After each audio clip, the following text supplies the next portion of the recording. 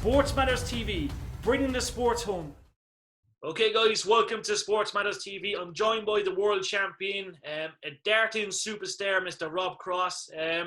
It's very strange times, no doubt, for a dart player at this moment in time, Rob, but how have you found the start of 2021 at this moment in time? In fairness, I think, don't get me wrong, I've not really had the results so far this year. I've played some decent games and I've been playing some decent darts. I think for me though, this year, a massive turning point in my practice. I'm practicing again. I'm flat out practicing, and we're putting a lot of time, a lot of effort in, and trying to get the best out of it. And I have to admit, it's probably my best my family's been sort of for the last past year. So it's all happy really. It's happy at home and it's happy on the dartboard because the results will come. I love it. Now, I've been watching your games closely this year because I'm a massive fan, and like your games have been really good. Like, you know, high averages, you know, maybe just a couple of missed doubles, but you're definitely starting the year bright, I think. Yeah, definitely. I think yeah, you could take all them games really, and I think when we played the Pro Tours the other day, I think 3 out of 4 days, I lost one. Schindler beat me. Martin, he played great, 103 or 104, and but the other 3 games what I lost, I mismatched darts. I missed 2 in each game, and look, that's just match sharpness. It's just sort of being there, settling yourself down, and putting them away. And I think I'm doing a lot. I'm doing a lot of missed doubles at the minute, but I have to admit, my scoring has come back really, really well. And I probably after last year, I wasn't scoring much through the year. I was struggling with my scoring, trying to hit the 180s, the 140s, and hit them regular.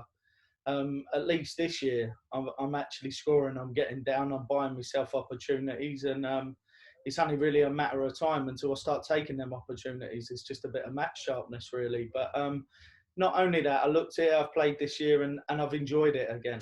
That's a massive part for me. So I'm enjoying going. I'm enjoying playing, and I'm enjoying competing, really. So it's a good start to the year.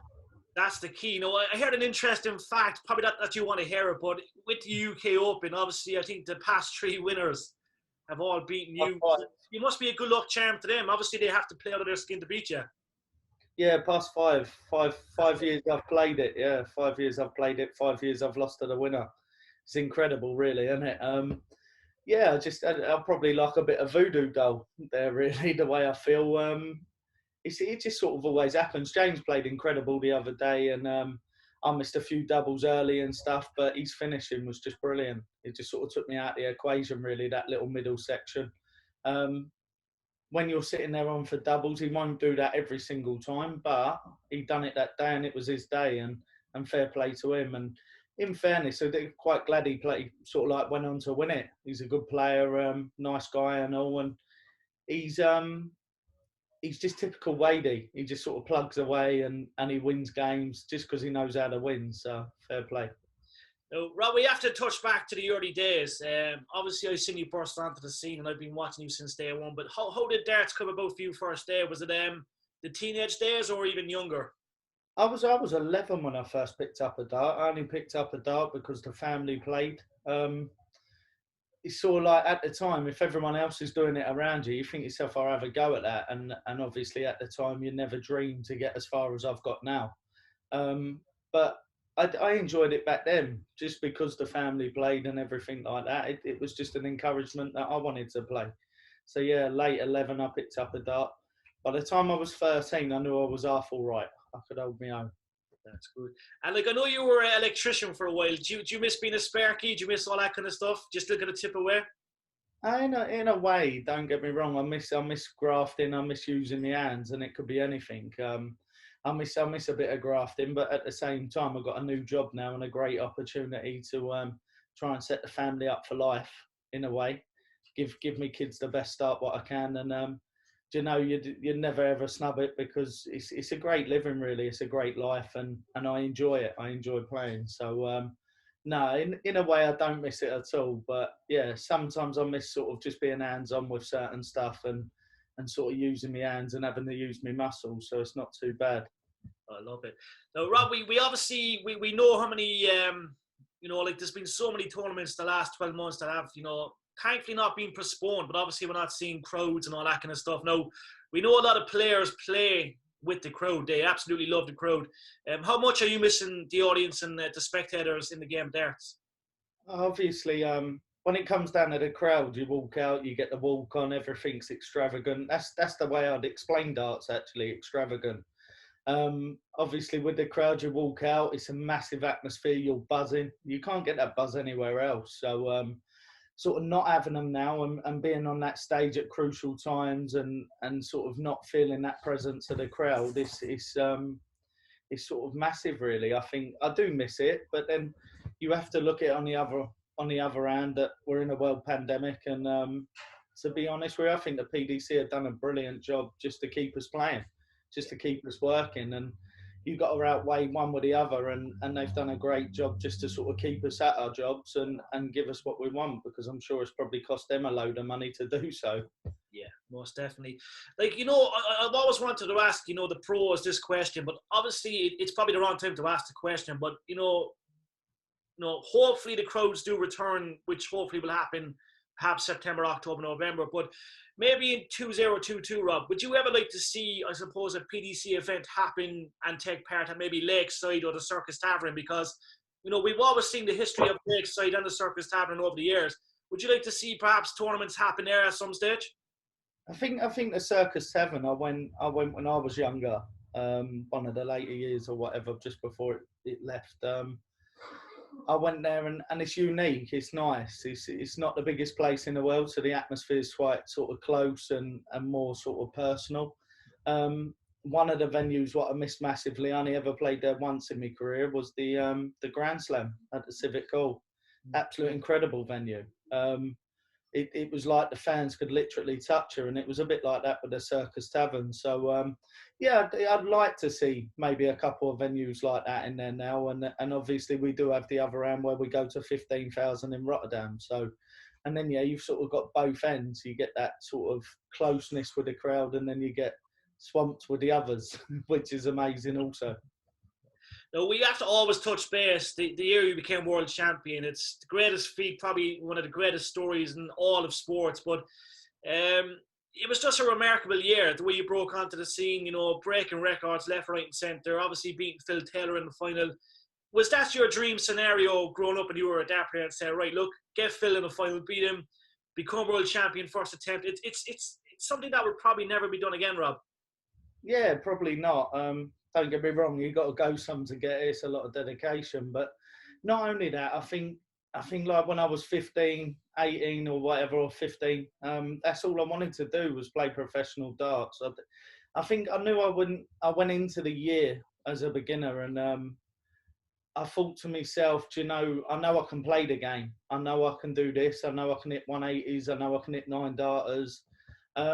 But you really just don't know what's going to happen until you get on that big stage. Because when you get on that big stage, some people take it well, some people don't take it as well. And you can freeze up there a little bit, which I noticed earlier on with missing a few darts at doubles and stuff and constantly learning up there. But just the way it ended, obviously, with playing Phil, he was my biggest hero in the game. I believe he's the best player that's ever lived. And it was incredible just to go in and play that game and sort of win it. And not only win it, I dominated it. Yeah. It was, I'll never forget it. Like, and thank you for that memory as well. It's just one of the greatest things I've ever seen in all sports. We got a couple of fan questions, Rob. One of them is actually based on Phil Taylor. So there's two questions with Phil. One question, can you see Phil Taylor ever come back? And the second question is, have you ever talked to Phil Taylor after beating him in that world final? Obviously, would you be in touch with him often, or would you just, you not see him around?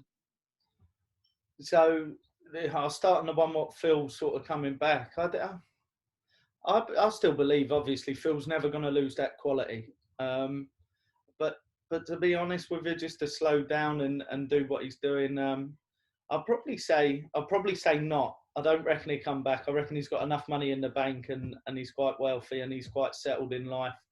I think, if anything, exhibitions still. If I was him personally and I was his age and everything, I wouldn't want to come back. It's a stressful schedule. It's busy when we're flat out, and I think he's achieved everything in the game what he wanted to achieve, and maybe beyond. And there's no need to come back. He's proven himself time and time again over 20, 30 decades. So it really doesn't matter, I don't think, if he does. On the other question, yeah, I have spoke to Phil a fair few times. Obviously, I've done exhibitions with him and other things, and we have a chat. He's a really nice guy. We get on quite well. Yeah. So to be honest with you, yeah, never really reminisced on the world final and stuff like that, because obviously, whether it be salt in the wounds or anything like that, it was my beginning and it was his end. And yeah, he's just a nice guy, really. We just have a decent chat, so it's good. Yeah, Rob. Now, Martin wants to know, he's an up-and-coming dart player. He wants to know, how often would you change your darts? Obviously, you practice a lot, you know what I mean? You're changing flights. He's trying to get the insights into Rob Cross and what he does. But, Rob, like, would you often change your darts? Is it the case you change your darts every tournament, every couple of months, or you just use the same set, you know, throughout the year? Nah, change. So when I'm at a tournament, I will change my darts every single day. So I have a fresh set every single day. It's not that. Years ago, I played with a set, and there is a meaning behind it. I played with a set for 13 years.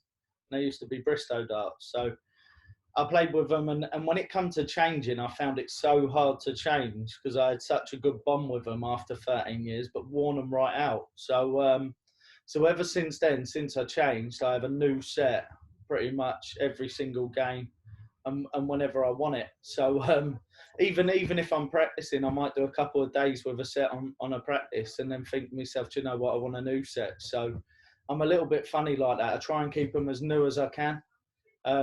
Literally just sort of get them out and sort of, yeah, I'll practice with them in the morning for 4 hours before I go and play the game on stage, and that'll be the darts for the day. The following day I might change them again if I didn't quite like what happened and we get through. So yeah, I'm a canny one. I go through a lot of sets of darts every year, and yeah, I'm sure Target love me. Lovely. Jason wants to know, obviously 2021 is a massive year for you, Rob. Ranked number 5 in the world. Obviously you've got big goals. Are you set your targets on the Premier League and obviously, you know, the match play and stuff? You've won the match play. You've been fairly unlucky in the Premier League. But obviously you've got big targets this year to move up the rankings and maybe take that number 1 spot again. Yeah, definitely. But I have to admit, sort of last year for me was you just sort of feel a little bit different. I didn't quite enjoy it last year for whatever reasons, what was going on. But this year I feel back to normal. This year I feel my game's more complete. So I can do something with that, and I know how to win titles, big titles. We look at it, obviously a Premier League starts in a month's time now. So that's always great, and it's so obviously some of the biggest crowds and everything if we get back to that this year. And it's always saying what you want to be part of at the end, because it's fantastic. So yeah, I've set me standards high and stuff, and I want to win everything, to be honest. It's not just individual tournaments or this and that. I want to win everything, so why not? If I'm in a good place, and I believe I can do that too. We believe you can as well. And last of all, Davey wants to know, any practice techniques you can give him. He's practicing 4 or 5 hours a day. And Rob, he's basically struggling. He's hitting 60s, 45s, 41s, triple one. Any techniques you can give him and you can take him on board?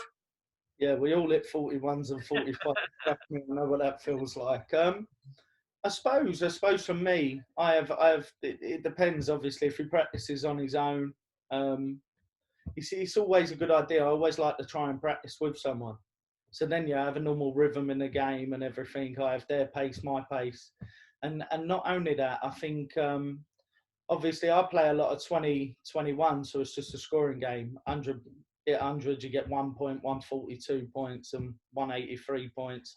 That gets your scoring up. But if you throw a stray dart, you can't then, it's nothing. So you could go treble 20, big one, and you'll be on no points. As if, you threw it straight, you'd have 2 points. I play that. I like a game, around the board on doubles, but I like to do 2 doubles out of 3 darts. Not only does it help me with me doubles, it helps me with me grouping. So it sort of like, if I hit a perfect double one, I expect to hit all 3, but it's the placements on them. So when it comes to the treble 20, you look at that perfect dart, you're thinking exactly the same thing again. I'm going to hit all 3. But so I play that, and obviously I run 501 legs. Now, if he could use like the target darts counter or something like that and find someone what's around about his same level, or if not, just above. I think playing better players also brings you on at the 501 because it gives you that desire, it gives you that hunger. When someone's a little bit better than you, it always raises your game, and that's how you get better. For me, starting out, I lost more games than what I won. So to be honest with you, sort of, the losing comes with the winning, but that's how you learn to win. You play better players and you keep moving forward.